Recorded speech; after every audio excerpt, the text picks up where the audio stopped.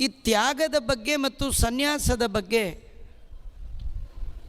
ಚೆನ್ನಾಗಿ ತಿಳ್ಕೊಳ್ಬೇಕು ಅಂತ ಅದನ್ನು ಬೇರೆ ಬೇರೆಯಾಗಿ ನನಗೆ ಹೇಳು ಅಂದಾಗ ಕೃಷ್ಣ ಹೇಳ್ತಾ ಇದ್ದಾನೆ, ಒಬ್ಬೊಬ್ಬರು ಒಂದೊಂದು ರೀತಿಯಿಂದ ತ್ಯಾಗ ಮತ್ತು ಸನ್ಯಾಸಗಳ ವಿವೇಚನೆಯನ್ನು ಅರ್ಥೈಸುವ ಕ್ರಮವನ್ನು ಮಾಡಿದ್ದಾರೆ.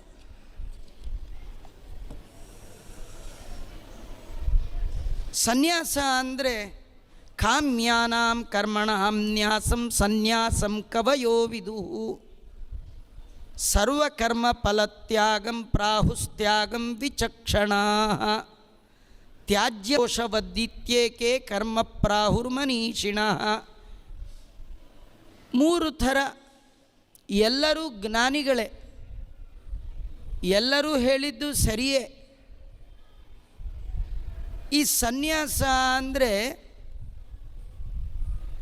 ಕಾಮ್ಯಕರ್ಮಗಳ ಪರಿತ್ಯಾಗವೇ ಕೆಲವು ಜ್ಞಾನಿಗಳ ಅಭಿಪ್ರಾಯ.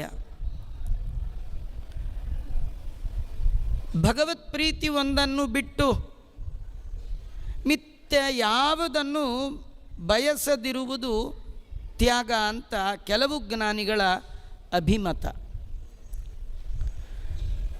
ಕಾಮ್ಯಕರ್ಮ ಬಂಧನಕ್ಕೆ ಕಾರಣ ಆಗತ್ತೆ, ಯಾವುದು ಮತ್ತೆ ಮತ್ತೆ ಹುಟ್ಟಿಗೆ ಕಾರಣ ಆಗತ್ತೋ ಅಂಥದರ ತ್ಯಾಗವನ್ನೇ ತ್ಯಾಗ ಅಂತ ಕೆಲವರು ಹೇಳ್ತಾರೆ. ತ್ಯಾಜ್ಯಂ ದೋಷವತ್, ಈ ದೋಷವನ್ನು ಹೇಗೆ ಬಿಟ್ಟುಬಿಡ್ತೇವೆ,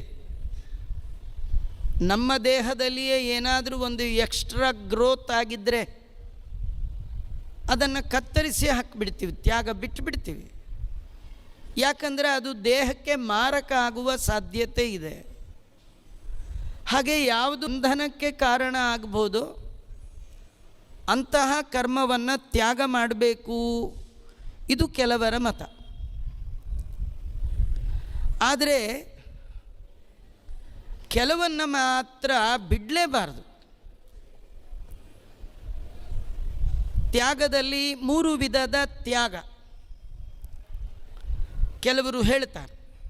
ಯಜ್ಞ ದಾನ ತಪಕರ್ಮ ನ ತ್ಯಾಜ್ಯಮಿತಿ ಚಾಪರೇ. ಯಾವುದನ್ನಾದರೂ ಬಿಡ್ರಿ, ಏನನ್ನಾದರೂ ಬಿಡ್ರಿ, ಈ ಮೂರನ್ನು ಮಾತ್ರ ಬಿಡಬಾರ್ದು. ಯಾವುದದು ಮೂರು? ಯಜ್ಞ, ದಾನ, ತಪಸ್ಸು. ನಿಶ್ಚಯಂ ಶೃಣು ಮೇ ತತ್ರ ತ್ಯಾಗೇ ಭರತ್. ಆದರೆ ಯಾರು ಏನಾದರೂ ಹೇಳಿ, ನನ್ನ ಅಭಿಪ್ರಾಯವನ್ನು ನಿಶ್ಚಯ ಮಾಡಿಕೊಂಡು ಹೇಳ್ತೇನೆ ಅರ್ಜುನ, ನೀನು ಕೇಳು. ಬಿಡಬೇಕು ಬಿಡಬೇಕು ಅಂತ ಏನನ್ನೋ ಬಿಟ್ಟಿಗಿಟ್ಬಿಟ್ಟೀಯ.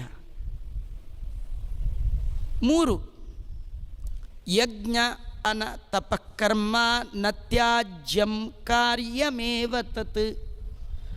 ಅವಶ್ಯವಾಗಿ ಮಾಡಬೇಕಾದ ಮೂರು ಕರ್ಮಗಳು ಯಾವುದು ಅಂದರೆ ಯಜ್ಞ, ದಾನ, ತಪಸ್ಸು. ಯಾಕಂದರೆ ಮನುಷ್ಯನಿಸುವಂಥದ್ದು ಈ ಮೂರು. ಯಾರು ವಿವೇಕಿಗಳೋ ಇಡೀ ಜೀವನದ ಉದ್ದಕ್ಕೂ ಈ ಮೂರು ಕರ್ಮವನ್ನು ಕರ್ತವ್ಯತ್ವೇನ ಮಾಡ್ತಾರೆ. ಅಂದರೆ ಕರ್ತವ್ಯ ಅಂದರೆ ಮಾಡಿದ್ರೆ ಮಾಡ್ಬೋದು, ಬಿಟ್ಟರೆ ಬಿಡ್ಬೋದು ಅಲ್ಲ, ಮಾಡಲೇಬೇಕು.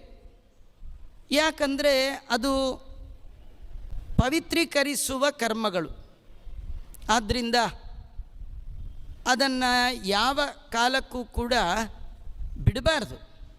ಆದರೆ ಮಾಡುವಾಗ ಏತಾನ್ಯಪಿತು ಕರ್ಮಾಣಿ ಸಂಗಂ ತ್ಯಕ್ತ್ವಾ ಫಲಾನಿ ಚ ಕರ್ತವ್ಯಾನೀತಿ ಮೇ ಪಾರ್ಥ ನಿಶ್ಚಿತಂ ಮತಮುತ್ತಮಂ. ಏತಾನಿ ಕರ್ಮಾಣಿ, ಈಗೇನಲ್ಲ ಯಜ್ಞ, ದಾನ, ತಪಸ್ಸು, ಈ ಮೂರು ಕರ್ಮಗಳು ಇದನ್ನು ಮಾಡಬೇಕು. ಆದರೆ ಎರಡು ನೆನಪಿಟ್ಕೊಳ್ಬೇಕು. ಒಂದು ಸಂಘ. ಸಂಘ ಅಂದರೆ ನಾನು ಮಾಡಿದೆ ಅಂತ ಅನ್ನಬಾರ್ದು, ಮಾಡಿರಬೇಕು.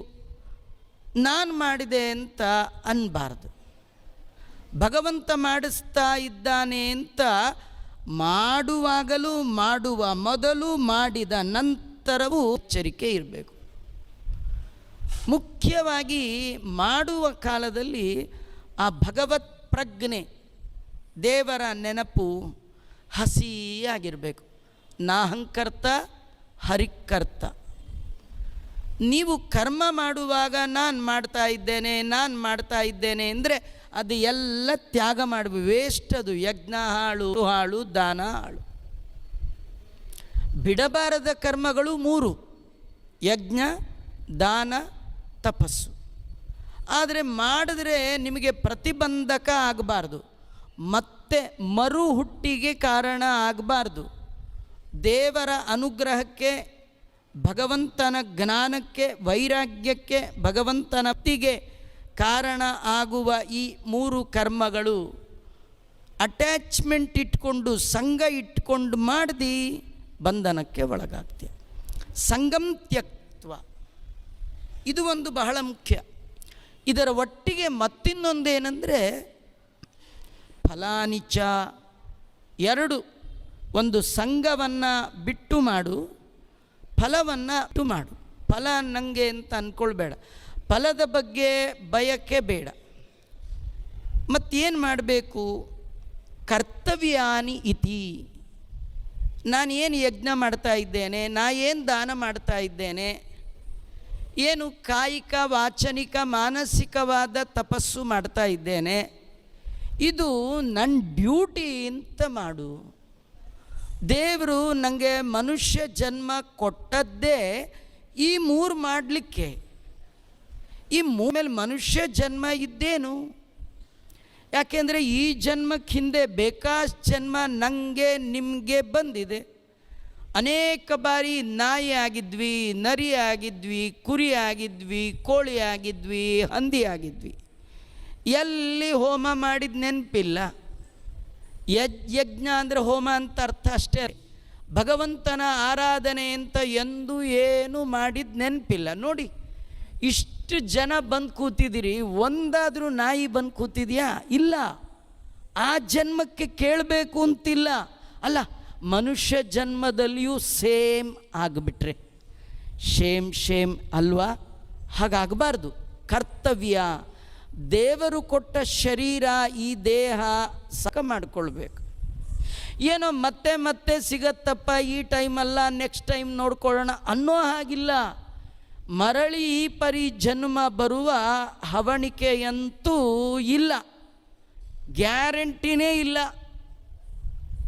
ಹಾಗಾಗಿ ಬಂದಾಗ ಸಾರ್ಥಕ ಮಾಡಿಕೊಳ್ಬೇಕಂದ್ರೆ 3 ಕರ್ತವ್ಯತ್ವೇನ ಮಾಡಬೇಕು: ಯಜ್ಞ, ತಪಸ್ಸು. ಇದು ಭಗವಂತನ ನಿರೂಪಣೆ. ಇಂತಹ ಕರ್ಮಗಳು ಮಾಡುವ ಆ ವ್ಯಕ್ತಿಯನ್ನು ವಿಶೇಷವಾಗಿ ಪಾವನಗೊಳಿಸುವಂಥದ್ದು. ಆದ ಕಾರಣ ಆ 3 ಯಾವ ಕಾರಣಕ್ಕೂ ಬಿಡಬಾರ್ದು. ನಿಯತಸ್ಯ ತು ಸನ್ಯಾಸಃ ಕರ್ಮಣೋ ನೋಪಪದ್ಯತೆ ಮೋಹಾತ್ ತಸ್ಯ ಪರಿತ್ಯಾಗಃ ತಾಮಸ ಪರಿಕೀರ್ತಿತಃ. ತಾಮಸ ತ್ಯಾಗ ಅಂತ ಭಗವಂತ ಹೇಳ್ತಾ ಇದ್ದಾನೆ. ಯಾವುದು ತಾಮಸ ತ್ಯಾಗ? ಯಾವುದು? ನಮ್ಮ ವರ್ಣ, ನಮ್ಮದು ಆಶ್ರಮ. ಆಶ್ರಮ ಅಂದರೆ ಬ್ರಹ್ಮಚರ್ಯ, ಗೃಹಸ್ಥ, ವಾನಪ್ರಸ್ಥ, ಸನ್ಯಾಸಿ. ವರ್ಣ ಅಂದರೆ ಬ್ರಾಹ್ಮಣ, ಕ್ಷತ್ರಿಯ, ವೈಶ್ಯ, ಶೂದ್ರ. ಈ ವರ್ಣ ಮತ್ತು ಆಶ್ರಮಕ್ಕೆ ಭಗವಂತ ವಿಹಿತವಾದ ಕರ್ಮಗಳನ್ನು, ಆ ಕರ್ಮವನ್ನು, ವಿಹಿತವಾದ ಕರ್ಮವನ್ನು ಯಾರು ಬಿಟ್ಟುಬಿಡ್ತಾನೆ, ಹಿಂಸೆಯಿಂದ ಕೂಡಿದೆ ಯಜ್ಞ, ಇದು ಪಾಪ ಬರುತ್ತೆ ಅಂದರೆ ಕರ್ಮದ ಬಗ್ಗೆ ಸರಿಯಾದ ತಿಳುವಳಿಕೆ ಇಲ್ಲದೆ ಆ ಕರ್ಮವನ್ನೇ ಬಿಟ್ಟ ಅಂತಾದರೆ ಅದು ತಾಮಸ ತ್ಯಾಗ ಅಂತ ಕರೀತಾ ಇದ್ದಾರೆ. ಕರ್ಮ ಮಾಡುವಾಗ ನಿಮಗೇನಾದರೂ ಬಿಡಬೇಕು ಅಂತ ಅನಿಸಿದ್ರೆ ಆ ಕರ್ಮದ ಬಗ್ಗೆ ಸರಿ ಅದರ ಅರಿವು, ಅದೇ ಹಿಂದೆ ಭಗವಂತ ತುಂಬ ಹೇಳ್ತಾ ಬಂದ. ಕೇವಲ ಕರ್ಮ ಪ್ರಯೋಜನ ಇಲ್ಲ, ಜ್ಞಾನ ಪುರಸ್ಸರವಾದ ಕರ್ಮ ಬೇಕು. ಯಾವುದು ನನಗೆ ವಿಹಿತ ಅಂತಿದೆ ಅದನ್ನು ಬಿಟ್ಟರೆ ತಾಮಸ ತ್ಯಾಗ ಅಂತ ಕರೆಯುತ್ತೆ. ಇದು ಅರ್ಜುನನಿಗೆ ಯಾಕೆ ಹೇಳ್ತಾ ಇದ್ದಾನೆ? ಅರ್ಜುನ, ನಿಂದು ವರ್ಣ ಆಶ್ರಮ ಕ್ಷತ್ರಿಯ, ನಿನಗೆ ವಿಹಿತವಾದ ಯುದ್ಧ ಮಾಡಿದ್ರೆ ಪಾಪ ಬರುತ್ತೆ, ಹಿಂಸಾತ್ಮಕವಾದದ್ದು ಅಂತ ಅನ್ಬೇಡ.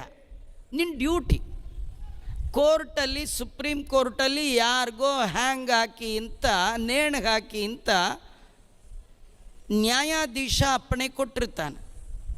ಆ ಕೆಲಸಕ್ಕೊಬ್ಬ ಸಂಬಳ ತಗೊಳ್ತಿರ್ತಾನೆ. ಅವನು ಬಂದವ್ರನ್ನೆಲ್ಲ ನೇಣು ಹಾಕೋದೇ ಕೆಲಸ. ಅಯ್ಯೋ, ನೇಣು ಹಾಕಿದ್ರೆ ಅವ್ರ ಮನೆಯವರೆಲ್ಲ ಬೇಜಾರು ಮಾಡ್ಕೊಳ್ತಾರೆ ಅಂತಿದೆಯಾ? ಅವನ ಡ್ಯೂಟಿ ಅದು. ರಿಟೈರ್ ಆದಮೇಲೆ ಅವನು ಮಾಡೋ ಹಾಗಿಲ್ಲ. ಅವನ ಡ್ಯೂಟಿ, ನಿನ್ನ ವರ್ಣ, ನಿನ್ನ ಆಶ್ರಮ, ಅದು ಹಿಂಸ ನೀನು ಹೇಳೋ ಹಾಗಿಲ್ಲ. ನಿನಗೆ ಏನು ಡ್ಯೂಟಿ ಇದೆ ಅದನ್ನು ನೀನು ಮಾಡು. ದುಃಖ ಮಿಥ್ಯೇವ ಯತ್ಕರ್ಮ ಕಾಯ ಕ್ಲೇಶ ಭಯಾತ್ಯಜೇತ್. ಕೆಲವು ಕರ್ಮವನ್ನು ದುಃಖದಿಂದ, ದೇಹದ ಒಂದು ಕ್ಲೇಶ, ತುಂಬ ಏಕಾದಶಿ ಭಾಳ ಕಷ್ಟ ರೀ, ಅದಕ್ಕೆ ನಾನು ಬಿಟ್ಟುಬಿಟ್ಟಿದ್ದೀನಪ್ಪ, ಏಕಾದಶಿ ಮಾಡಲ್ಲ. ಅಯ್ಯೋ, ಚಾತುರ್ಮಾಸ್ಯ ತುಂಬ ಕಷ್ಟ, ಅದಕ್ಕೆ ನಾನು ಬಿಟ್ಟುಬಿಟ್ಟಿದ್ದೆ. ಕಾಯಕ್ಲೇಶ ಅಂತ ವರ್ಣಾಶ್ರಮಕ್ಕೆ ವಿಹಿತವಾದ ಕರ್ಮವನ್ನು ತ್ಯಾಗ ಮಾಡಿದರೆ ಅದನ್ನು ರಾಜಸತ್ಯಾಗ ಅಂತ ಕರಿತಾ ಇದ್ದಾರೆ.